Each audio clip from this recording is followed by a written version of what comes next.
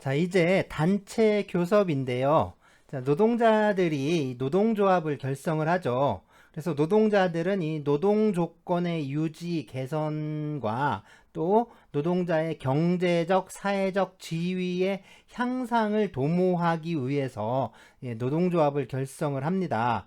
이 노동조합은 그래서 이 단결력을 배경으로 해서 그리고 이제 그 단결력을 바탕으로 해서 때로는 이제 강력한 투쟁 그러니까 이제 쟁의 행위에 호소를 하면서 어떤 자신들의 요구를 관철해 나가려고 합니다. 하지만 이러한 어떤 단결이라든가 뭐 쟁의 행위 사이에는 이 노동조합이 좀 평화적인 협상을 통해서 그러니까 이런 평화적인 방법을 통해서 좀 구체적으로 그 목적을 실현해 나가는 그런 단계죠. 그래서 이 단체 교섭이라는 게 존재를 합니다. 그래서 이 노동조합은 이 단결하고 또 교섭을 하고 이 교섭이 결렬되면 그때 이제 비로소 쟁의행위를 하게 되는데 이러한 어떤 단결과 교섭 그 다음에 쟁의행위라는 거는 이 집단적 노동관계에서 나타나는 어떤 아주 주된 그 집단적 노사관계의 그 발현 현상이라고 이렇게 말할 수가 있습니다. 그러니까 이 단체 교섭이라는 것을 전제를 하지 않는 그런 단결이라는 것은 사실 무의미한 거죠. 또한 뭐 이제 어떤 쟁의 행위를 한다, 뭐 파업을 한다라고 했을 때 이 파업이라든가 이런 또 다른 어떤 쟁의 행위들이 이 단체 교섭이라는 것을 염두에 두지 않을 수가 없습니다. 그래서 이 단결이라든가 쟁의 행위 자체는 이 단체 교섭을 전제로 했을 때만 의미가 있는 거고요. 그런 점에서 본다면 이 집단적 노사 관계의 핵심은 결국에 이 단체 교섭이라든가 또는 이 단체 교섭을 통해서 체결하게 되는 그 이제 단체 협약에 좀 있다라고 할 수가 있는 거죠. 그래서 이 노동 3권의 그 가장 중핵 에 위치하고 있는 게 이 단체 교섭과 단체 협약 체결이라고 할 수가 있습니다. 네, 판례도 좀 그렇게 보고 있는데요. 대법원 1990년 5월 15일 선고한 90도 357 판결인데요. 이 단체 교섭권은 노동 조건의 향상을 위한다는 생존권의 존재 목적에 비추어 볼 때 이 노동 3권 가운데서 중핵적 권리이다. 라고 판단하고 있습니다. 자, 우리 헌법의 경우에 우리 헌법은 제33조 1항에서 이 단결권과 또 이제 단체 행동권 그리고 함께 이 단체 교섭권을 규정을 하고 있는데요. 다른 나라들 같은 경우에 특히 뭐 이제 독일 기본법이라든가 독일은 헌법이라고 부르질 않고 기본법이라고 좀 부르는데요. 이 독일 기본법이나 또 이제 프랑스 헌법 같은 경우에는 별도로 이 단체 교섭권을 규정하고 있지 않습니다. 이제 뭐 이제 해석에 의해서 단체 교섭권이 이제 인정된다라고 할 수 있는데 우리나라 같은 경우에는 이 단결권 그 다음에 단체 행동권과 함께 이 단체 교섭권을 이 노동자의 기본권으로 보장하고 있다. 그래서 이게 참 매우 뜻깊은 일이다라고 할 수가 있습니다. 그러면 이 단체 교섭이 뭐냐? 네, 그래서 단체 교섭의 뜻이 어떻게 되느냐라는 건데요. 이 단체 교섭은 먼저 좁은 의미의 단체 교섭이라고 할 때 요거는 그 교섭하는 행위 있죠. 그러니까 사실 행위인데 이 사실 행위인 교섭 행위를 가리키는 것으로 이해를 합니다. 하지만 넓은 의미에서 봤을 때 이 단체 교섭은 그거보다 또 폭넓은 이제 사실 행위인 교섭 행위뿐만 아니라 법률 행위인 이 단체 협약의 체결까지 좀 포함하는 것으로 이해를 하고 있습니다. 그러니까 이 단체 협약이라는 거 있죠. 이 단체 협약이라는 것을 그 전제하지 않은 단체 교섭은 사실상 아무런 의미가 없는 거죠. 단체 교섭을 하는 이유가 이 단체 협약을 체결하기 위해서 하는 거기 때문에, 그리고 이 단체 협약을 통해서 노동 조건을 유지하고 개선하기 위한 겁니다. 그러니까 노동 조건의 유지 개선은 결국에 단체 협약의 체결을 통해서 이루어지는 거고, 이 단체 협약은 단체 교섭을 거쳐서 협약이 이루어지는 거기 때문에, 이 단체 교섭은 사실상 단체 협약까지를 포괄하는 개념으로 이렇게 넓게 이해를 하고 있는데요. 이 노동조합법에 보면은 뭐 이제 교섭할 권한에 대한 내용이 있는데, 이 교섭할 권한은 단체 교섭의 권한, 교섭할 권한이니까 단체 교섭의 권한인데, 이 교섭 행위를 할 수 있는 권한뿐만 아니라 이 교섭한 결과에 따라서 단체 협약을 체결할 그럴 권리까지 모두 권한까지 포함하는 것으로 이해합니다. 예, 판례의 태도가 이렇고요. 그래서 그래요. 어쨌든 이 단체 교섭은 단체 협약을 체결하는 것까지 포함하고 있는데, 그렇다고 해서 이 단체 교섭의 내용이 곧바로 단체 협약의 내용이다라고 할 수는 없고요. 그래서 이 단체 협약에 관한 권리와 그 다음에 단체 교섭권, 그러니까 단체 교섭권과 단체 협약권은 동일한 것은 아닙니다. 동일한 것이라고 볼 수는 없습니다.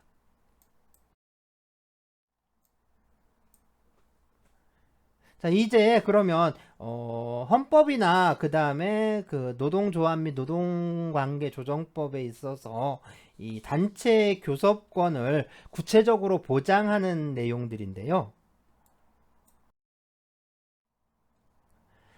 자, 먼저 헌법 제33조 제1항입니다. 우리 대한민국 헌법 제33조 제1항에 노동자는 노동조건의 향상을 위하여 자주적인 단결권, 단체 교섭권 및 단체 행동권을 갖는다. 그래서 이제 노동자들이 자신들의 어떤 지위 향상을 위해서 이 단체 교섭권을 행사할 수 있다라는 원칙을 천명하고 있습니다.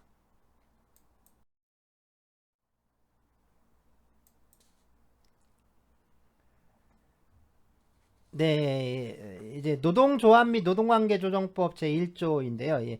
목적이죠. 보시면 이 법은 헌법에 의한 노동자의 단결권, 단체 교섭권 및 단체 행동권을 보장하여 노동조건의 유지 개선과 노동자의 경제적, 사회적 지위의 향상을 도모하고 노동관계를 공정하게 조정하여 노동쟁의를 예방 해결함으로써 산업평화의 유지와 국민경제의 발전에 이바지함을 목적으로 한다라고 하고 있습니다. 그래서 이 단체 교섭권은 결국 노동자들의 지위 향상, 그러니까 노동조건의 유지 개선, 뭐 이런 것들을 위해서 이 노동자들이 단체 교섭권을 행사할 수 있다라는 것을 이제 보장하고 있습니다.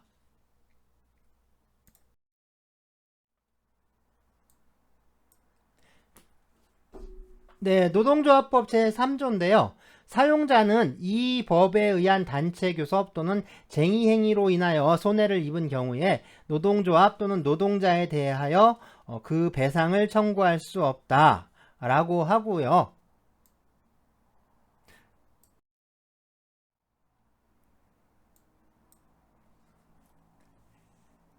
네, 다음에 제4조입니다. 형법 제20조의 규정은 노동조합이 단체 교섭, 쟁의행위, 기타의 행위로서 제1조의 목적을 달성하기 위하여 한 정당한 행위에 대하여 적용된다. 다만 어떠한 경우에도 폭력이나 파괴 행위는 정당한 행위로 해석되어서는 아니 된다. 라고 규정하고 있습니다.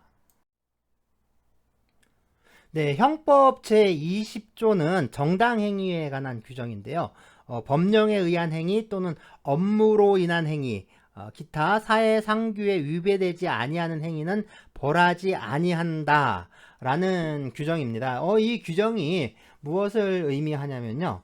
네, 이 범죄가 성립하려면, 그러니까 범죄는 뭘 말하냐면 사람의 행위인데, 이 범죄가 성립하려면 이 세 가지 요건을 갖추어야 돼요. 그래서 뭐냐면 구성 요건에 해당하고 그 다음에 위법하고 마지막으로 책임이 있는 그런 사람의 행위입니다. 그래서 구성 요건에 해당하는 행위여야 된다라고 하는데, 이 구성 요건이라는 거는 형법에서 정하고 있는 각종의 어떤 그 범죄의 행위, 그러니까 범죄의 유형들을 말해요. 그러니까 어떤 범죄의 패턴들이죠. 이런 패턴들을 구성 요건이라고 하는데, 이 예컨대 뭐 이제 사람을 살해한 자라든가 타인의 재물을 절취한 자, 뭐 이런 것들이 뭐 살인죄라든가 그 절도죄의 구성 요건인데요. 이 구성 요건은 법에서 정하고 있는 어떤 추상적인 행위 유형을 말해요. 그렇지만 이제 실제로 사람이 어떤 행위를 하잖아요. 그러니까 현실에서 발생하는 있는 행위, 현실에 존재하는 그 행위.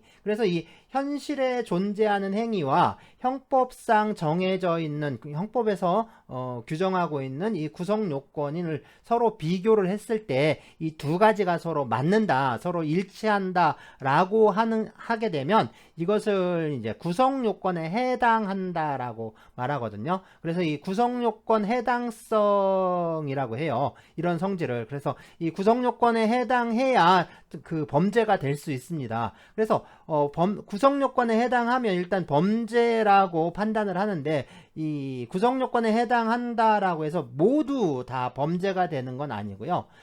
이게 범죄로서 그리고 처벌을 받기 위해서는, 형사처벌을 받기 위해서는 위법하고 또 책임 있는 행위여야 합니다. 그러니까 구성 요건에 해당하는다라는 판단은 일단은 잠재적으로 이 행위는 위법하다라는 평가가 내려지는데요. 그렇지만 그 위법하지 않게 하는 어떤 분명히 구성 요건에 해당하는 행위이기는 하지만 그 행위 자체를 정당화 시켜주는 사유들이 있는데, 이것을 위법성 조각 사유라고 해요. 그리고 이 위법성 조각 사유는 정당행위, 정당방위, 긴급피난, 자구행위, 그 다음에 피해자의 승낙, 이렇게 5가지 유형이 형법에 정해져 있습니다. 이 중에 첫 번째, 그래서 형법 제20조에서 정하고 있는 게 정당행위인데요. 이 정당행위는 다시 법령에 의한 행위, 그 다음에 업무로 인한 행위, 사회상규에 위배되지 않는 행위라고 이렇게 3가지 패턴이 있습니다. 그래서 이 3가지 패턴에 해당하게 되면 그러한 행위는 비록 구성요건에 해당하지만 위법한 행위, 그러니까 그 위법성이 인정되지 않습니다. 그러니까 범죄를 구성하지 않는 거죠. 네, 그래서 이 노동조합이 뭐 단체 교섭을 한다거나 또는 이제 쟁의 행위를 하는 거 있죠. 이거는 뭐냐면 그 사용자의 업무를 방해하는 업무 방해 행위가 되지만, 이 업무를 방해하지만 이 자체로서 위법하다라고 평가할 수 없기 때문에 이것은 범죄를 구성하지 않는다라고 판단하는 겁니다. 그래서 그 규정이 노동조합법 제4조에 이렇게 이제 규정이 된 거예요. 그래서 그 단체 교섭이라든가 단체 행동의 경우에는 노동조합의 단체 교섭, 단체 행동, 그러니까 쟁의 행위는 민사상 또 형사상 책임이 면제가 됩니다. 그래서 이 노동조합법 제3조 4조의 규정이 이 민형사상 면책에 관한 규정이라고 할 수가 있어요.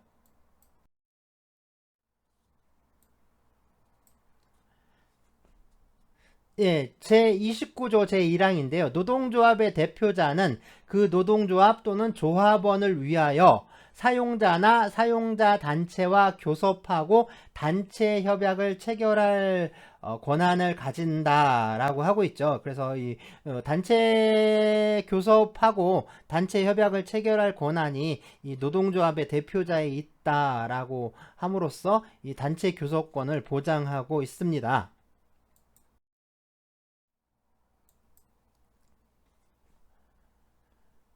자, 노동조합과 사용자 또는 사용자 단체로부터 교섭 또는 단체 협약의 체결에 관한 권한을 위임받은 자는 그 노동조합과 사용자 또는 사용자 단체를 위하여 위임받은 범위 안에서 그 권한을 행사할 수 있다. 네, 노동조합 및 노동관계조정법 제29조 제3항인데요. 네, 노동조합은 이렇게 이제 단체 교섭권을 위임할 수가 있습니다. 그러니까 어떤 대리인을 통해서 그 단체 교섭권을 행사할 수 있는 거죠.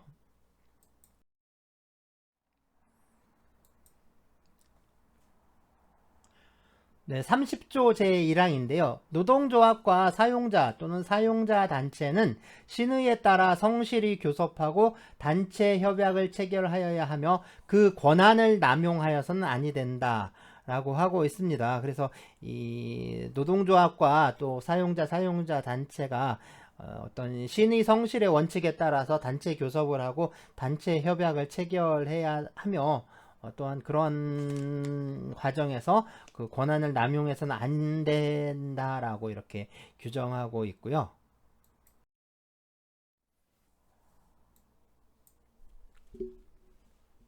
네, 다음으로 노동조합과 사용자 또는 사용자 단체는 정당한 이유 없이 교섭 또는 단체 협약의 체결을 거부하거나 해태하여서는 아니 된다라고 규정하고 있죠.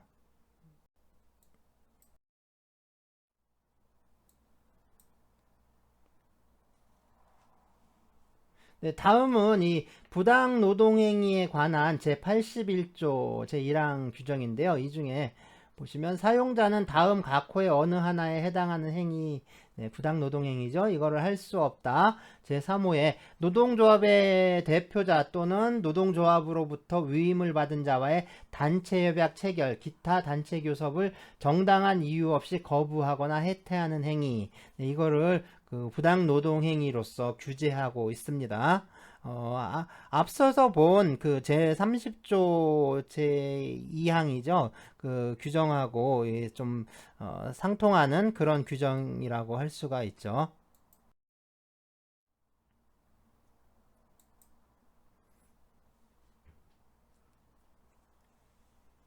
네, 다음 규정은 네, 이제 역시 부당 노동행위 제81조 제1항에서 경비 원조를 금지하고 있는 그 제4호 규정인데요. 노동자가 노동조합을 조직 또는 운영하는 것을 지배하거나 이에 개입하는 행위와 노동조합의 전임자에게 급여를 지원하거나 노동조합의 운영비를 원조하는 행위, 요거를 이제 부당 노동행위로 규제하고 있는데 단서에서 좀 허용하고 있는 게 있습니다. 그래서 보면 다만 노동자가 노동시간 중에 제24조 제4항에 따른 활동을 하는 것을 사용자가 허용함은 무방하며 또한 노동자의 후생자금 또는 경제상의 불행, 그 밖에 재해 방지와 구제 등을 위한 기금의 기부와 최소한의 규모의 노동조합 사무소의 제공 및 그 밖에 이에 준하여 노동조합의 자주적인 운영 또는 활동을 침해할 위험이 없는 범위에서의 운영비 원조 행위는 예외로 한다라고 규정하고 있습니다. 여기서 그 제24조 제4항에 따른 활동이라고 했는데요. 이거는 노동조합 전임자의 활동을 말합니다. 주로 이제 특히 이제 보면은 단체 교섭을 할 때 그 교섭을 담당하는 사람들이 주로 이제 노동조합의 임원들이잖아요. 그러니까 노동조합 전임자들이 하게 되는데 어쨌든 이 사람들이 노동시간 중에 노동시간 중에 이 단체 교섭을 하는 행위 있죠. 이런 것들은 그 행위에 대해서 사용자가 임금을 지급하더라도 이거는 경비 원조에 해당되지 않는다라는 내용입니다. 그래서 역시 단체 교섭권을 보장하는 측면이 있고요.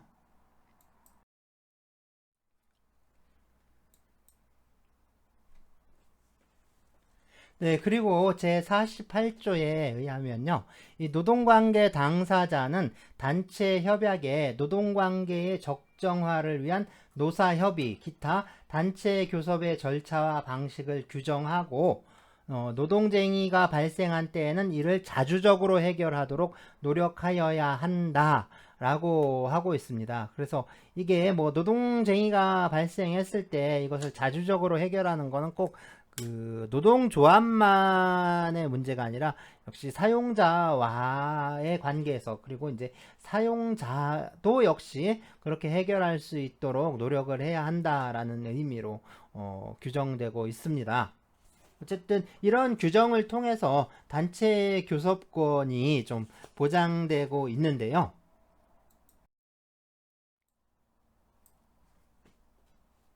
자, 그렇다면 이 단체 교섭을 체결할 수 있는 권한이 좀 누구한테 있는가라는 문제가 있을 수 있죠. 물론 그 노동조합이 단체 교섭의 주체가 된다라고 말을 할 수가 있지만 이 노동조합은 단체이잖아요. 그러니까 실제로 그 단체의 경우에 특히 이제 법인 설립 등기를 하게 되면 이 법인격이 인정이 되기 때문에 네, 어떤 사람과 똑같이 권리 능력이 인정이 됩니다. 그래서 단독으로 법률 행위를 할 수 있는 그런 권리 능력이 있지만 네, 단체의 경우에 이제 법인격을 취득하지 못한 단체라 하더라도 이 법인에 준해서 법인에 준해서 다뤄지게 되는데요.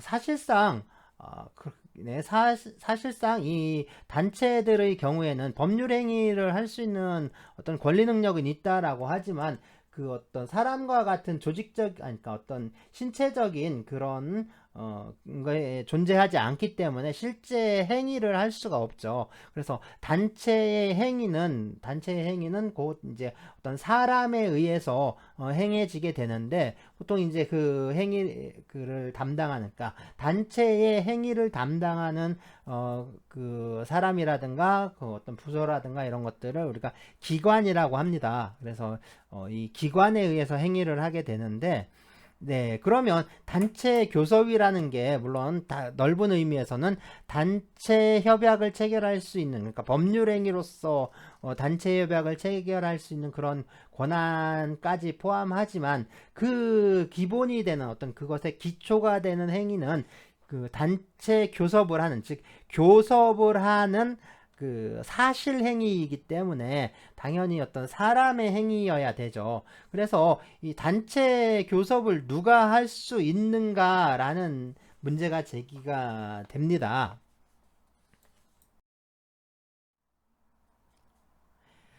네, 그래서 단체 교섭이라든가 단체 협약을 체결할 수 있는 권한이 누구에게 있는가? 네, 현행 그 노동조합 및 노동관계조정법에 의한다면 결국에 이 노동조합의 대표자가 그 노동조합 또는 조합원을 위해서 사용자나 사용자 단체와 교섭을 하고 그리고 단체 협약을 체결할 권한까지 이렇게 갖고 있다라고 규정하고 있습니다. 그리고 이 노동조합 대표자 외에도요, 이 노동조합과 또는 이제 사용자 또는 사용자 단체로부터 교섭이라든가 또는 단체 협약의 체결에 관한 권한을 위임받은 자 역시 노동조합과 사용자 또는 사용자 단체를 위해서 그 위임받은 범위 내에서 그 권한을 행사할 수가 있습니다. 그래서 제29조 3항에 규정하고 있었죠. 예, 이것처럼 현행 노동조합법은 노동조합의 대표자가 이 단체 교섭 권한뿐만 아니라 단체 협약의 체결권까지 가지고 있다라는 것을 명확히 하고요. 그리고 이제 위임받은 자, 권한을 위임받은 자도 그 위임받은 그러니까 위임의 내용이라든가 그 범위 내에서 교섭에 관한 권한이라든가 또는 단체협약 체결에 관한 권한을 행사할 수 있다라고 이렇게 규정하고 있습니다. 그래서 그렇게 할 수가 있는데요. 한편으로 보면은 그 국법이죠. 옛날에 있었던 그 노동조합법은 이 노동조합이 교섭 권한을 그 연합단체인 노동조합에게 위임할 경우, 그러니까 연합단체에 산별연맹으로 이제 위임하는 경우가 많겠죠. 이런 경우에 단위 노동조합의 총회라든가 또는 대의원회의 의결을 거쳐야 한다라고 규정하고 있었습니다.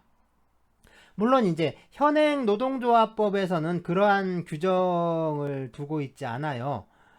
또 이제 노동조합으로부터 그 위임받을 수 있는 자가 누구냐, 그럼 범위라든가 또 어떤 절차를 거쳐야 되느냐, 뭐 총회 의결을 해야 되느냐, 이런 것에 대해서 아무런 규정을 두고 있지 않습니다. 네. 그렇지만요. 예, 노동조합법에 이제 그 어떤 총회에 관한 규정을 보면은 이런 규정이 있죠.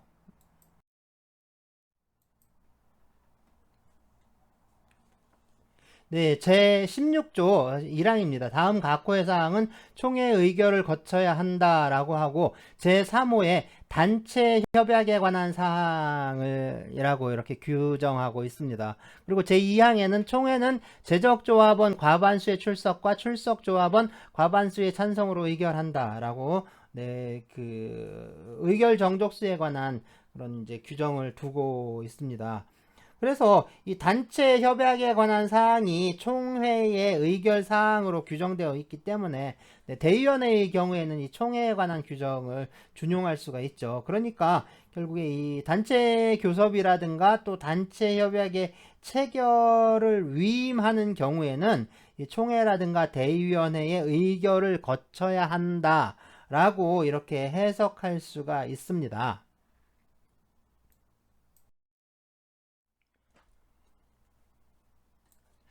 네, 그래서 위임을 받는 그 제3자가 누구냐, 뭐 그 범위가 어떻게 되느냐, 이것에 대해서는요, 이 노동조합의 자주성을 침해하지 않는 범위 내에서 가능하다라고 이렇게 이제 해석을 할 수가 있습니다. 그러니까 좀 좁혀서 제한 해석을 하는 건데요.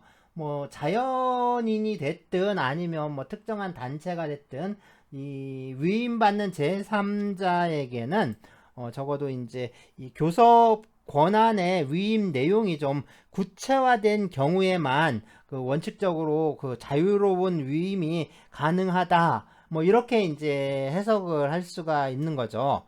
뭐 그렇지 않고 이 제3자에게 그 교섭 권한을 단체 교섭을 할 수 있는 권한을 아주 포괄적으로 위임하는 그런 경우에는 이 노동조합의 어떤 그 자주성이 침해될 우려가 좀 있어요. 그래서 노동조합의 자주성이 유지되기가 좀 어렵기 때문에 이렇게 이제 그 권한을 포괄적으로 위임하는 것은 좀 허용되지 않는다. 뭐 이렇게 해석이 됩니다.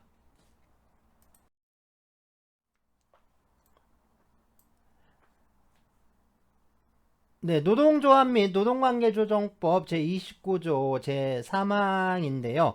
노동조합과 사용자 또는 사용자 단체로부터 교섭 또는 단체 협약의 체결에 관한 권한을 위임받은 자는 그 노동조합과 사용자 또는 사용자 단체를 위하여 위임받은 범위 안에서 네, 그 권한을 행사할 수 있다. 네, 여기서 이제 위임받은 범위 안에서라고 이렇게 표현을 하고 있습니다. 네, 다음으로는 이 노동조합법 시행령인데요. 노동조합 및 노동관계조정법 시행령 제14조에 정하고 있는데 제1항입니다. 노동조합과 사용자 또는 사용자 단체는 법 제29조 제3항에 따라 교섭 또는 단체 협약의 체결에 관한 권한을 위임하는 경우에는 교섭 사항과 권한 범위를 정하여 위임하여야 한다라고 하고 있습니다. 네, 여기서 보면 교섭 사항과 권한 범위를 정하여 그 위임하도록 이렇게 규정하고 있죠.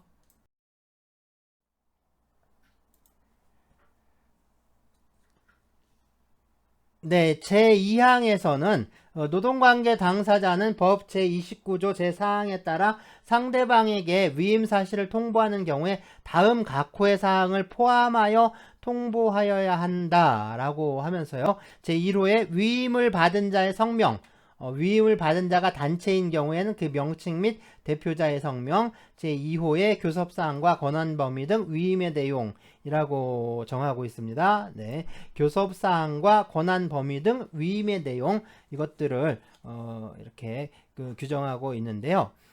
이것처럼 그 위임받은 그러니까 노동조합법 29조였죠. 위임받은 범위 안에서라는 어떤 그 문장의 의미라든가 또 이 노동조합법 시행령 14조 1항에 나왔던 교섭사항과 권한 범위를 정하여 그 다음에 또 2항에 교섭사항과 권한 범위 등 위임의 내용 뭐 이런 것들에 관한 어떤 상대방에 대한 뭐 이런 거 있죠. 이런 것들도 모두 뭐 같은 취지에서 이해할 수 있습니다. 그래서 이 그 권한 위임에 대해서 어떤 좀 제한적인, 그래서 노동조합의 자주성을 유지할 수 있는 그런 한계 내에서 그 위임이 허용되는 것으로 이렇게 이제 이해할 수가 있습니다.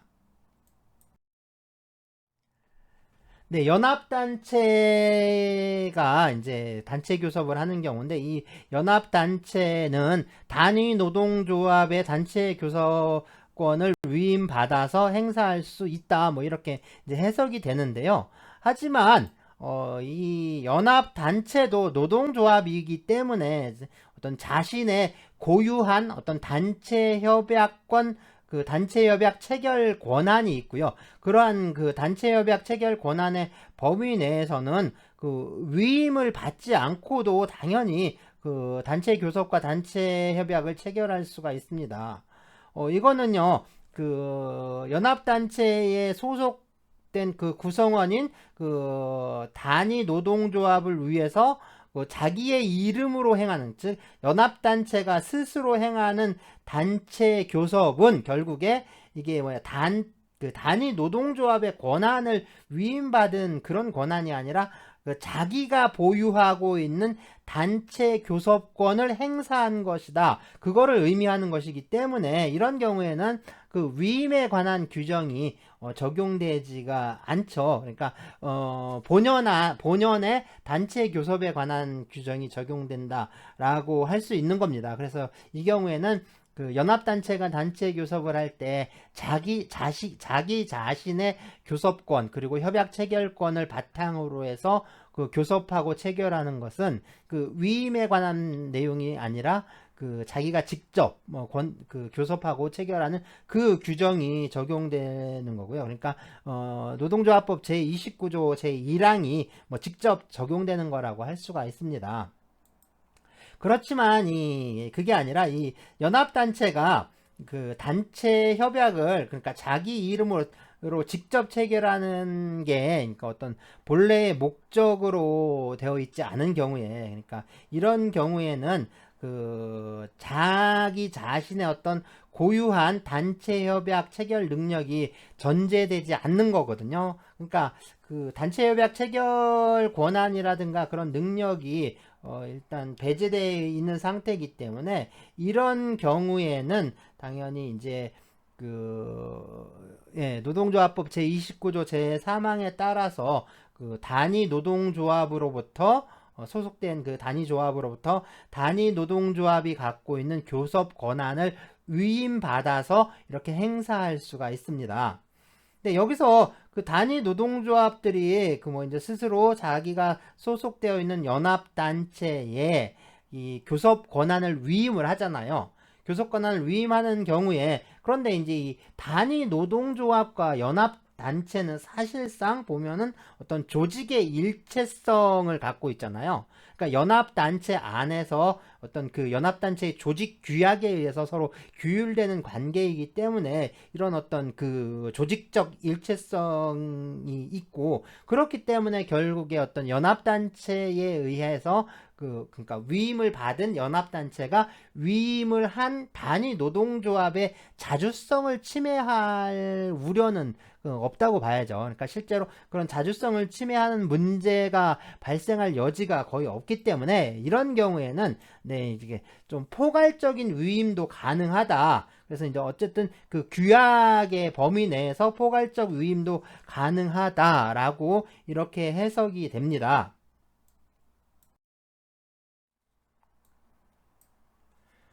네, 그래서 이 단체 교섭을 할 때 우리 같은 경우에는 역사적으로 봤을 때 상당히 기업별 노동조합 형태를 좀 강제받았고, 그리고 오랫동안 이 기업별 노동조합 형태를 유지를 해 왔습니다. 그러다 보니까 뭐 현재 이제 산업별 노동조합으로 전환하고 있다라고 하지만 이 기업별 노동조합의 구조라든가 그 문화가 좀 뿌리 깊게 남아있지 않는가. 그래서 거기에서 어떤 기업별 노동조합이 갖는 그 이제 단체 교섭에서 갖는 좀 어려움들이 있는데, 그런 것들이 좀 많이 좀 남아있는 그런 형태가 되고 있습니다. 그래서 사실 이제 기업별 노동조합의 형태로 인해서 어떤 노동조합 운동이라든가 어떤 단체 교섭이나 단체 협약의 어떤 발전적 측면에서 보자면 좀 상당히 뭐랄까 좀 저해되는, 그러니까 어떤 발전을 저해하는 요소로 많이 작용하고 있지 않는가, 뭐 이런 우려들이 상당히 많습니다. 어쨌든 이 기업별 노동조합이 단체 교섭할 때의 그 상당히 난점들이 있는데요. 뭐 그런 측면에서 봤을 때 그래서 이 노동조합과 사용자 사이에 어떤 또 이제 사용자 단체 사이에 대등한 교섭력을 유지한다라거나, 또는 그 같은 이제 업종이죠. 동종의 각 사업장 사이에 이 노동 조건을 좀 평준화하거나 아니면 이 그 조정을 좀 기하기 위한 목적, 이런 것에 있어서 이 노동조합이 이 대표자 이외의 다른 어떤 제3자나 단체에 이 교섭 사항과 권한 내용을 정해서 이 단체 교섭을 위임하는 거, 이런 것들은 좀 상당히 바람직한 경우들이 많습니다. 또 이제 어떤 전문적으로 이제 교섭을 담당하는 집단은 어떤 그 단체 교섭의 효율성이라든가 뭐 이런 것들을 좀 높일 수 있는 측면이 있죠. 자, 뭐 원칙적으로 말을 하자면, 원칙적인 측면에서 보자면 이 단체 교섭의 권한을 가진 자가 스스로 자기의 권한을 뭐 위임하는 거는, 그러니까 자기가 그 권한을 행사할 수도 있지만 그러한 권한을 어떤 다른 이에게 위임하는 것은 역시 자유입니다. 자유이고요. 이 노동조합이 이 단체 교섭권을 효율적으로 좀 행사할 수 있기 위해서는 이 교섭권 위임에 대한 제한을 하지 말아야 한다라고 이렇게 말할 수가 있습니다. 그래서 이 단체 교섭의 위임에 대해서는 좀 더 폭넓고 자유로운 측면에서 접근할 필요가 있지 않느냐 하는 건데요. 뭐 이런 측면에서 본다면, 뭐 이런 이유에서 본다면 현재 우리 이제 노동조합법이 이 단체 교섭의 위임에 대해서 그거를 국법, 옛날 법에는 이 연합단체로 좀 제한적으로 규정하고 있었는데, 그런 어떤 그 제한적인 규정을 철폐하고 좀 폭넓게 인정하고 있는 것은 상당히 좀 바람직하고 어떤 타당한 태도라고 뭐 이해될 수가 있습니다.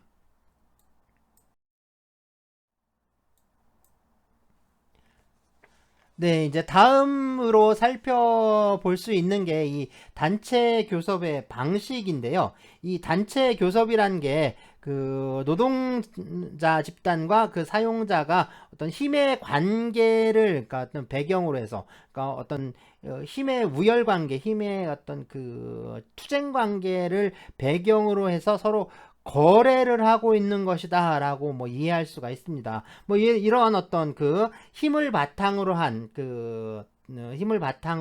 거래라고 이해하는 이상, 이 단체 교섭의 방법이나 또는 형태는요, 이 노동운동의 성격, 그 다음에 뭐 노동조합의 조직 형태에 따라서 좀 아주 다양하게 그런 다양하게 이제 그 나타날 수밖에 없는데요. 그래서 다양한 방식으로 이렇게 전개가 될 수가 있습니다. 그리고 또 이제 현재 우리 이제 노동조합법 같은 경우에는 이 단체 교섭 자체의 방식에 관해서는 아무런 규정을 두고 있지 않습니다. 그렇지만 이 단체 교섭의 방식에 대해서는 좀 이제 다양하게 여러 가지를 생각해 볼 수 있는데요. 뭐 기업별 교섭이라든가 통일 교섭, 뭐 대각선 교섭, 공동 교섭, 뭐 집단 교섭, 뭐 이런 형태로 이루어지고 있다라고 뭐 이해할 수가 있습니다.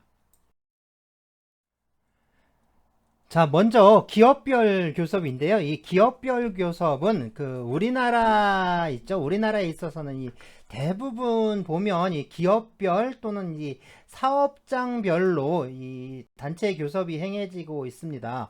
이거는 특정 기업이나 또는 사업장에 있어서 이 노동조합과 그 상대방인 사용자 간에 이 단체 교섭이 행해지는 그런 방식을 말하는 건데요. 이러한 기업별 교섭 내지 뭐 이제 사업장별 교섭에 있어서는 이게 이제 기업이라든가 어떤 또 사업장에서 오는 그런 제약 때문에 이 교섭력 행사에 있어서 좀 여러 가지 난점이 어려운 점들이 좀 많이 있습니다. 예, 이게 어떤 기업별 노동조합의 어떤 한계라고 할 수가 있는 거죠. 네, 다음으로는 이 통일교섭인데요. 이 통일교섭의 경우에는 이제 그런 거예요. 뭐 이제 산업별 노동조합이나 어떤 직종별 노동조합이 조직이 돼 있는데 이 산별 노조나 직종별 노조가 정말 명실상부하게 어마어마해서 이 노동시장을 뭐 전국적으로나 어떤 특정 지역적으로 모두 지배하고 있는 경우 뭐 이런 경우에 주로 행해지는 그런 교섭의 형태인데요. 이 단체 교섭을 할 때는 이 산업별 노동조합 또는 직종별 노동조합하고 그 상대방인 거기에 대응할 수 있는 사용자 단체와 아주 이제 통일적인 교섭 형태를 취하게 됩니다. 이러한 통일 교섭 방식으로 진행되는 게 이제 우리나라의 경우에는 이 산업별 노동조합 있죠. 이 보건의료 노동조합의 경우가 이 통일 교섭을 하고 있다라고 합니다.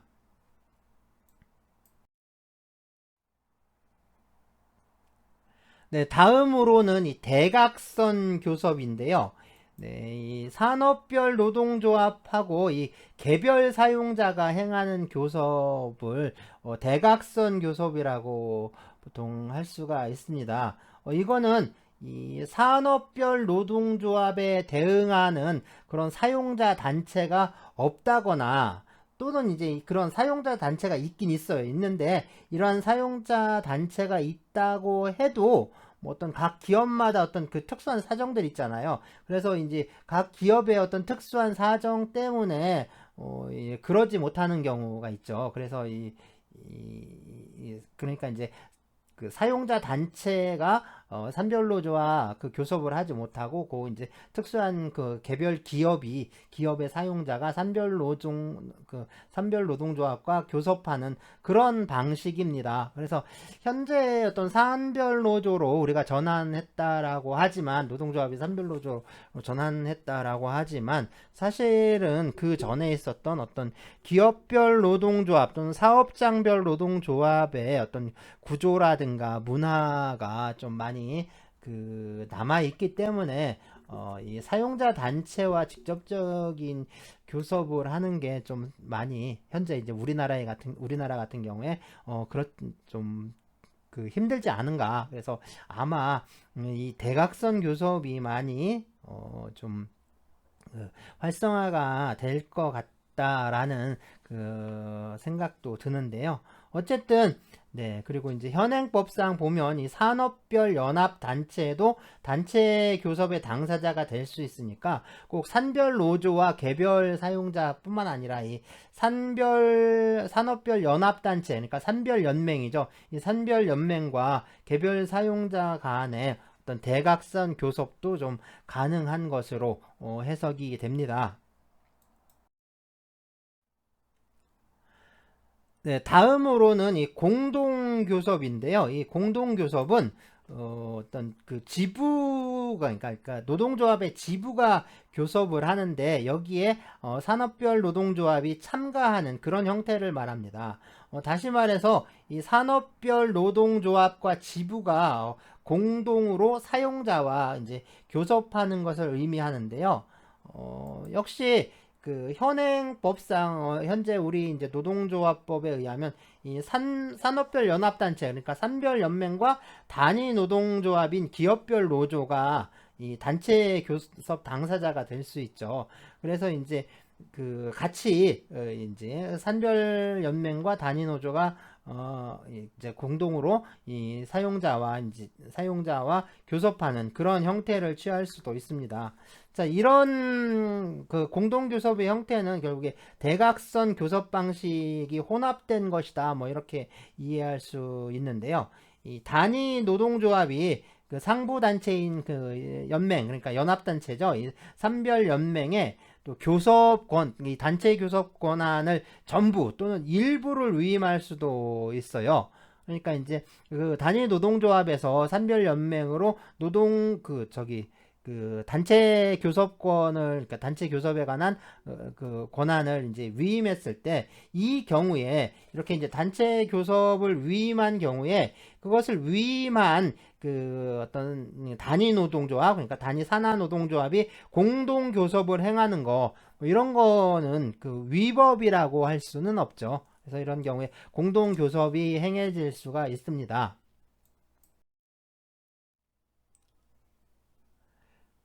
네, 다음으로는 이 집단 교섭인데요. 이 집단 교섭은 그 여러 개의, 그러니까 수개의 노동조합이 공동으로 해서 그 이 노동조합에 대응하는 그 사용자 측의 집단과 이 교섭하는 형태의, 이것을 그 집단 교섭 또는 뭐 연합 교섭이라고 하는데요.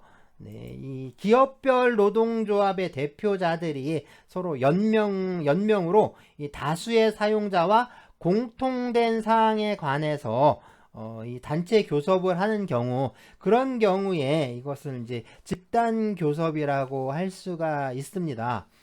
네, 이렇게 이제 교섭 방식에 대해서 우리 기업별 교섭, 통일 교섭, 대각선 교섭, 공동 교섭 또는 뭐 집단 교섭에 대해서 이제 좀 살펴봤는데요. 뭐 어떤 교섭 형태가 뭐 가장 바람직하다, 또 뭐 이런 것이 낫다라고 할 수는 없고, 이 발달해온, 그러니까 그 이전에 있었던 뭐 이 노동운동의 성격이라든가 뭐 노동조합의 조직 형태에 따라서 이게 현실적으로 나타나는 것이기 때문에 그 어느 것이 뭐 그 바람직하다라고 꼭 말하기는 어렵습니다. 하지만 그래도 어떤 그 노동조합의 목적이라든가 어떤 단결권, 단체 교섭권 뭐 이런 것, 노동 3권을 인정하는 그런 취지에서 보자면, 저 이제 노동 조건을 개선하고 어떤 노동자의 그 사회적 경제적 지위를 향상한다, 그런 측면에서 보자면, 그리고 이제 개별 노동자들 뿐만 아니라 전체적인 노동자 집단의 어떤 그런 지위 향상을 목적으로 한다면, 적어도 좀 개별적인 교섭 형태보다는 어떤 단체적인 그 좀 크게 집단적인 교섭 형태를 취하는 것이 전체적인 노동자들의 노동 조건을 향상하는데 많이 어떤 뭐랄까 도움이 되지 않을까, 이런 생각도 듭니다. 그러니까 어떤 개별 기업 위주의 어떤 개별 사업장 위주의 그 단체 교섭을 하게 한다 하면은, 그렇죠. 이제 어떤 대기업, 정규직 대기업 노조 같은 경우에는 노동 조건이 상당히 많이 향상될 수 있지만, 어떤 좀 중소기업이라든가 그 이제 보통 이제 협력 업체라고 하잖아요. 뭐 이제 협력 업체들의 경우에 노동 조건은 좀 많이 열악할 수가 있습니다. 그래서 적어도 이 노동조합 운동이 어떤 단결과 연대라는 그런 그 노동조합 운동의 어떤 모토라든가 이런 것들을, 그런 취지들을 감안을 한다면 좀 대규모 노동조합에 비해 그 조그만 노동조합, 그리고 이제 정규직 노동조합이 비정규직 노동조합에 대해서 어느 정도 좀 양보를 하며, 자기가 좀 양보를 하면서 전체적인 그 노동자 집단의 전체적인 지위 향상을 위해서 노력하는 형태, 그런 형태가 좀 바람직하지 않을까. 그렇죠. 이제 단체 교섭이나 노동조합의 조직 형태나 이런 것들이 그런 방향으로 나아가는 것이 좀 바람직하다, 뭐 이런 생각도 들어요. 뭐 이제 현재 우리 이제 노동조합 운동이 그렇게 가고 있는 거냐, 뭐 그렇게 물어본다면, 글쎄 그건 제가 또 잘 모르겠다, 이렇게. 네, 이게 잘 모른다고 답을 해야겠죠. 이제 잘 모르겠다, 뭐 이렇게 말씀드릴 수밖에 없는데, 어쨌든 예, 이제 갈수록 이제 산업별 노동조합 형태로 발전을 하게 된다면, 그리고 이 산업별 노동조합 형태가 갖는 어떤 장점을 최대한 부각시키고 어떤 효율성을 끌어올리자면 결국에는 이 어떤 뭐 통일교섭이라든가 기초통일교섭이라든가 뭐 공동교섭이라든가 뭐 이런 형태로 나아갈 수밖에 없지 않은가, 뭐 이런 생각이 들기는 합니다. 네, 뭐 이제 그게 꼭 그렇게 가야 된다라는 게 아니라 그런 쪽이 좀 유리하지 않을까라는 거죠.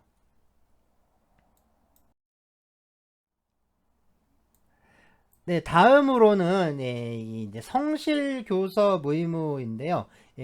뭐냐면 단체 교섭을 할 때 이 단체 교섭의 당사자들은 이 단체 교섭에 좀 성실하게 임해야겠죠. 그래서 이 단체 교섭이라는 게 어떤 집단적 당사자들이죠. 이 노동조합과 사용자 사이에 어떤 제일 중요한 건 이 힘입니다. 힘의 우열 관계가 여기서 상당히 많이 좌우하는데, 물론 이제 힘만으로는 해결할 수는 없는 거죠. 그리고 또 이 양측의 어떤 합리적인 주장들, 이런 것들이 좀 조화를 이루면서 진행이 돼야 하는 어떤 협상의 과정인 거죠. 그래서 이 협상의 과정인데, 이 협상의 과정은 당연히 힘을 배경으로 하고 있기 때문에 그 힘에 의한 어떤 그 압력, 특히 이제 경제적인 압력들을 가할 수가 있죠. 그래서 뭐 파업을 하겠다 해서 이제 쟁의행위를 일으킬 수 있는 어떤 그 단체 행동에 그런 이제 그 그죠, 협박 같은 거를 압력을 가할 수가 있고, 또 사용자 같은 경우에는 뭐 이제 임금을 지급하지 않겠다라는 뭐 이제 거기에 맞서는 그런 이제 압력들이 있고요. 그런 것을 그러한 어떤 투쟁력이라든가 압력을 한 축으로 하면서 또 이것만 가지고 되는 건 아니죠. 이것만 가지고는 결국에는 이제 충돌할 수밖에 없으니까 사실상 문제를 해결하기 위해서는 더 중요한 건 이런 것을 배경으로 해서, 야, 우리는 이만큼 강한 힘을 갖고 있어, 힘을 과시해서 보여주면서 사실상 그 힘으로 해결하는 게 아니라 결국에 뭐냐면 어떤 합리적인 그 대화와 협상, 그리고 토론, 토의, 뭐 이런 것들을 통해서, 그래서 합리적인 방향으로 그 자기들의, 그러니까 양 당사자들의 그 주장이 갖고 있는 그 서로 자기 주장만 하다 보면 그 갭이 생기잖아요. 그런 틈이 생기는데, 이러한 간격을 서로 좀 좁혀가면서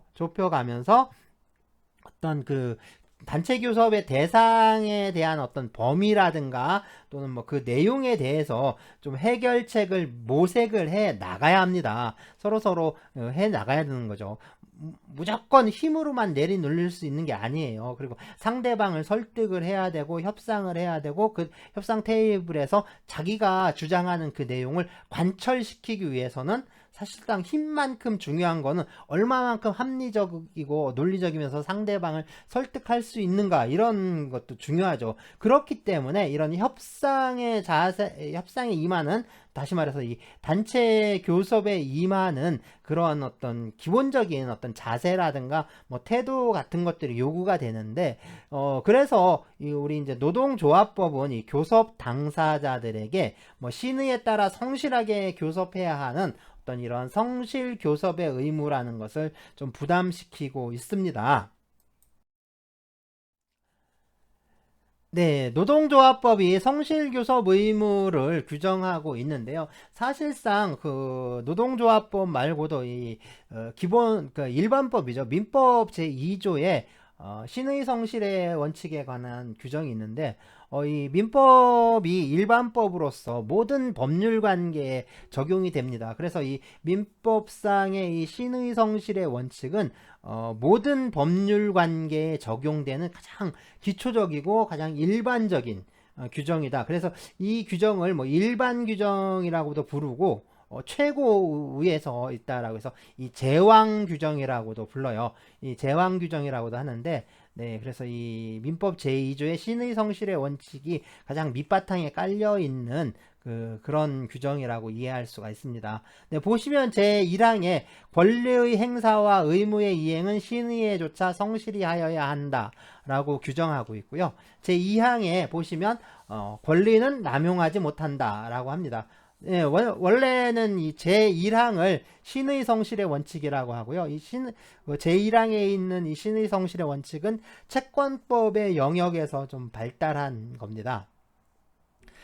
그리고 제2항은 권리는 남용하지 못한다라고 했는데, 이 규정 자체는 이 권리 남용의 원칙이라고 해요. 그리고 이 권리 남용의 원칙은 물권법의 영역에서 좀 발달을 한 겁니다. 그래서 이 민법상 우리 신의 성실의 원칙은 제2조, 그래서 민법 총칙의 맨 앞에 규정하고 있는데, 원래 이 규정은 그래서 이 민법 총칙에는 없었고요. 그러니까 이제 그 독일 민법이나 뭐 이런 데는 이게 없었어요. 그리고 일본 민법도 역시 이게 없었습니다.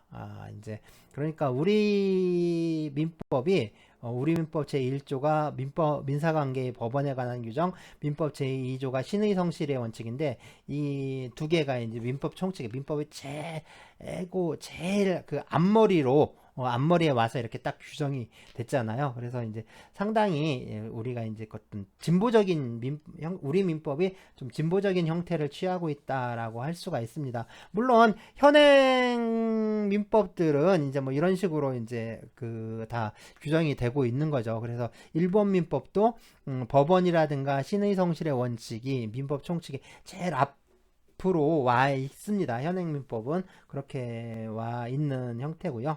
어쨌든 이 민법 제2조 신의 성실의 원칙이 어떤 성실교섭 의무의 가장 밑바탕이 되는 어떤 기본적인 그 의무라고 이해할 수가 있고요. 어떤 기본적인 규정이라고 이해할 수가 있습니다. 권리 행사와 의무의 이행은 신의에 조차 성실히 하여야 한다라는 이 규정이고요.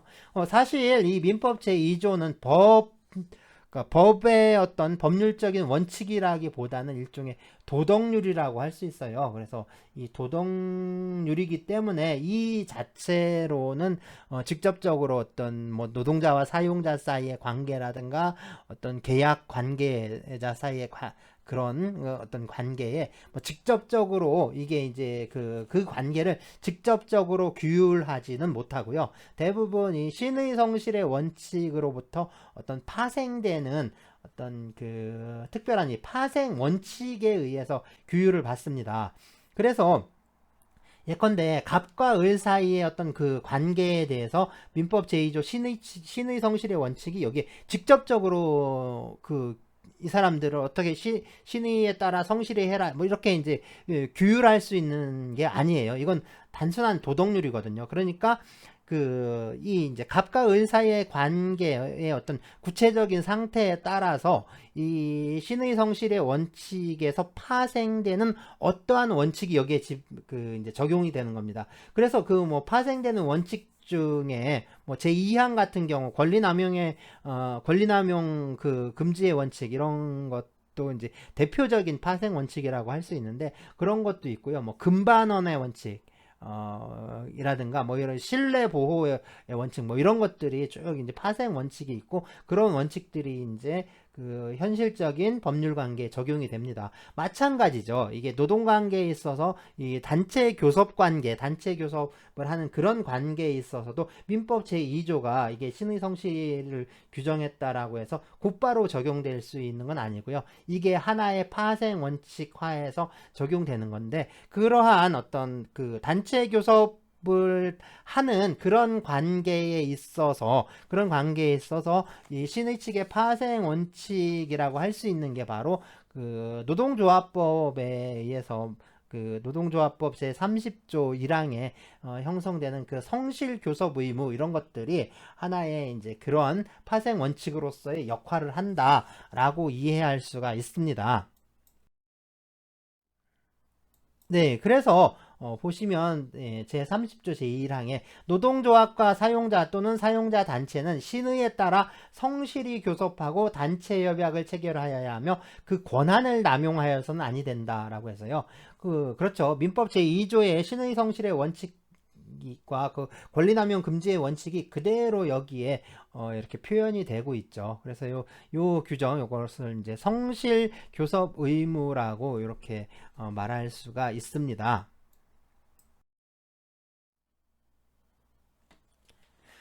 네, 제가 그 민법 제2조 그 신의 성실의 원칙은 하나의 어떤 법적 원칙이라기보다는 도덕률로 이해가 된다. 그렇기 때문에 그게 이제 직접적인 법률 관계에 적용되긴 어렵고, 그러니까 직접적으로 적용되긴 어렵고, 하나의 파생 원칙을 통해서, 그러니까 신의 성실의 원칙에서 파생되는 그런 법적 원칙에 의해서 그 구체적인 법률 관계를 규율할 수밖에 없다라고 이렇게 말씀을 드렸는데요. 이 성실 교섭 의무 역시 그러한 어떤 뭐랄까 어떤 그 신의 측에 의해서, 신의 성실의 원칙에 의해서 파생되는, 그러니까 노동관계, 특히 이제 단체 교섭 관계에 있어서의 어떤 법적인 원칙이라고 좀 이해할 수 있다라고 말씀을 드렸습니다. 그래서 이 노동조합 및 노동관계 조정법에서는 이 성실 교섭 의무, 그러니까 어떤 성실하고 또 적극적인 단체 교섭을 좀 활성화한다라는 취지에서요, 이 노동자가 노동 시간 중에 사용자와 협의하거나 또 교섭하는 그런 거, 그리고 이제 거기에 대해서 사용자가 임금을 지급하는 것은 이 경비 원조에 해당하지 않는다라고, 그러니까 즉 그 부당노동 행위에 해당하지 않는다라고 규정하고 있었죠. 그래서 노동조합법 제81조 제1항 제4호에 있었는데요. 4호의 본문에는 노동자가 노동조합을 조직 또는 운영하는 것을 지배하거나 이에 개입하는 행위와 노동조합의 전임자에게 급여를 지원하거나 노동조합의 운영비를 원조하는 행위, 이것은 부당노동행위로서 이제 규제가 되고 있는데, 다만 노동자가 노동시간 중에 제24조 제4항에 따른 활동을 하는 것을 사용자가 허용하면 무방하며 라고 하고 있죠. 그래서 이렇게 이 노동시간 중에 단체 교섭을 한다거나 뭐 이제 또는 그 사용자와 협의를 하는 거, 그리고 그 시간, 그 실제로 노동을 제공하지 않은 그 시간에 대해서 사용자가 임금을 지급하는 거, 이런 것들은 경비 원조에 해당하지 않는다라고 이제 이해를 해서 결국에는 뭐냐면 이게 좀 그 단체 교섭을 좀 성실하고 적극적으로 단체 교섭을 하고 또 단체 교섭을 좀 활성화하기 위한 취지라고 할 수가 있습니다. 그러니까 성실하게 교섭을 하지 않는다면 어떤 이 노사 간의 이런 집단적 교섭상을 해결하는 건 사실상 불가능한 거죠. 그래서 사용자는 자기가 원하는 기업 경영을 위해서 원하는 자기 방향을 계속 고집하려고 하고, 노동조합은 계속해서 이제 거기에 이제 반대하고 그 투쟁을 하겠다. 그래서 이제 쟁의행위를 하려고 한다면 사실상 그 어떤 집단적 교섭이라는 게 거의 불가능한 상태에 이르게 되잖아요. 네. 그리고 또 뭐 이제 상대방이 뭐 교섭에 응할 수 없는 그 중요한 업무를 수행하고 있거나 뭐 예를 들어서 중대한 사업상의 어떤 업무 수행을 해서 외국 출장 계획이 있다, 뭐 이런 경우 있죠.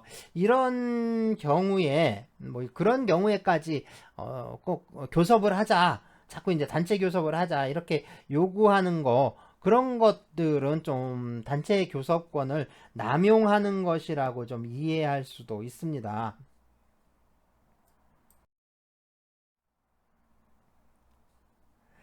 예, 다른 한편으로 또 제30조 제2항의 규정인데요. 노동조합과 사용자 또는 사용자 단체는 정당한 이유 없이 교섭 또는 단체 협약의 체결을 거부하거나 또는 해태하여서는 아니 된다. 여기서 해태라고 하는데요. 뭐 해태제과 를 말하는 건 아니고요. 해태가 뭐냐면 게을리하다라는 한자어입니다. 그래서 나태하다라고 많이 얘기하죠. 나태한 거. 그래서 그 사람이 게으른 걸 나태하다라고 하는데, 이 해태는 그 어떤 일이라든가 이런 것들을 게을리하는 것을 해태한다라고 해요. 그래서 주로 이제 어떤 의무가 있는데 그런 의무를 좀 게을리하는 것들을 보통 이제 해태라는 표현을 쓰는데, 뭐 이제 이 옛날 표현이죠. 옛날 표현이고 지금은 이것을 좀 게을리하다 뭐 이런 식으로 좀 많이 순화된 용어로 이제 바꾸고 있는 추세이긴 합니다. 어쨌든 뭐 이런 것들 있죠. 그래서 단체 협약, 그러니까 교섭이나 또는 단체 협약 체결을 뭐 거부한다거나 그 뭐 게을리하는 거 이런 것들이 보면 결국에 그 넓은 의미에서 보면 이게 신의 성실의 원칙에 반하는 행위다라고 이렇게 해석할 수가 있습니다. 더군다나 뭐 이렇게 이제 교섭이라든가 단체 협약의 체결을 거부하는 거 이거 부당 노동 행위에 해당했었죠.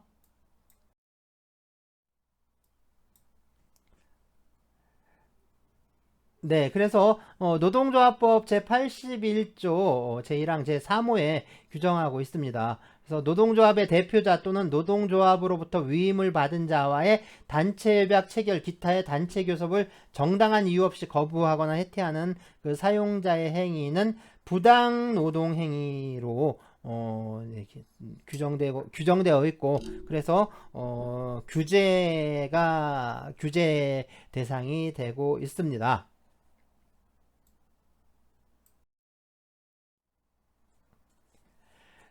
네, 최근에는 이 복수 노동조합이 허용되고 있죠. 그래서 각 사업장별로 뭐 기업별로 복수 노동조합이 있는 경우에 그렇다면은 이 노동조합이 여러 개 있을 때 이 여러 개의 노동조합이 다 각기 각자 이 사용자와 단체 교섭을 한다라고 하면 상당히 번거롭기 때문에 그래서 이제 단체 그 교섭을 할 때 이런 경우에 복수 노동조합의 경우에는 단체 교섭을 할 때는 이 뭐 교섭 대표 노동조합이나 아니면은 이제 공동 교섭 대표를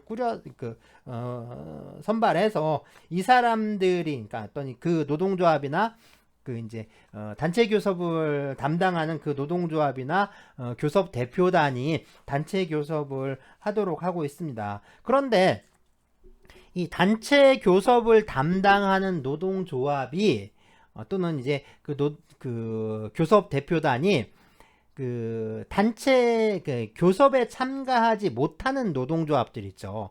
그런 노동조합들을 배제하고 그러니까 그런 노동조합들의 어떤 노동 조건을 개선한다거나 뭐 그들의 어떤 이익을 도모하는 그런 것들을 좀 배제하고 그러니까 자기들만의 어떤 그 이익을 위해서 교섭을 한다면 이렇게 된다면 그 결국에는 이 노동조합과 노동조합 사이에 그러니까 결국에 노동자와 노동자 사이에 갈등을 계속 유발할 수밖에 없습니다. 그래서 이 그 복수 노동조합에서 교섭 창구를 단일화해서 이제 교섭을 담당하는 노동조합이 있다면 그 교섭을 담당하는 노동조합은 이 자기들뿐만 아니라 그 교섭에 그러니까 그 자기들에게 어떤 교섭 권한을 준 다른 노동조합 그러니까 교섭에 참가하지 못하는 다른 노동조합들의 이익까지 모두 함께 그 배려해서 그런 그 모든 노동조합의 이익을 위해서 교섭할 수밖에 없어요. 그래서 이러한 있죠. 이제 교섭대표 노동조합이나 공동교섭대표단의 경우에 그들이 이제 부담하는 의무를 공정대표 의무라고 하는데요. 네. 네, 제29조의 4 그리고 제1항입니다. 29조의 4 제1항인데 교섭대표 노동조합과 사용자는 교섭창구 단일화 절차에 참여한 노동조합 또는 그 조합원 간에 합리적 이유 없이 차별을 하여서는 아니 된다. 라고 이렇게 규정하고 있습니다. 이것을 이제 공정대표 의무라고 한다라고 했는데 이 공정대표 의무 역시 넓은 의미에서 보자면 신의에 따라 이거 성실하게 교섭해야 하는 의무라고 볼 수가 있어요. 네, 이게 차이점이라고 한다면요, 이 성실 교섭 의무라는 게 결국에 교섭 당사자 간의 의무라면, 그죠? 그 노동조합과 그 다음에 사용자 사이에 이 의무라고 한다면, 이 공정대표 의무는 이 협약 당사자가 어떤 다른 노동조합과 그 조합원에 대해서 부담하는 의무라고 할 수가 있습니다. 그러니까 교섭에 참여하지 않았거나 또는 참여했더라도 좀 소수인 노동조합 있죠. 그런 노동조합을 배려하기 위한 규정이라고 할 수가 있는 거죠. 그런 의무라고 할 수 있습니다. 어쨌든 이 공정대표 의무도 넓은 의미에서 보자면 성실교섭 의무에 포함시키는 것으로 이해할 수가 있습니다. 네, 다음 수업은 단체 협약입니다.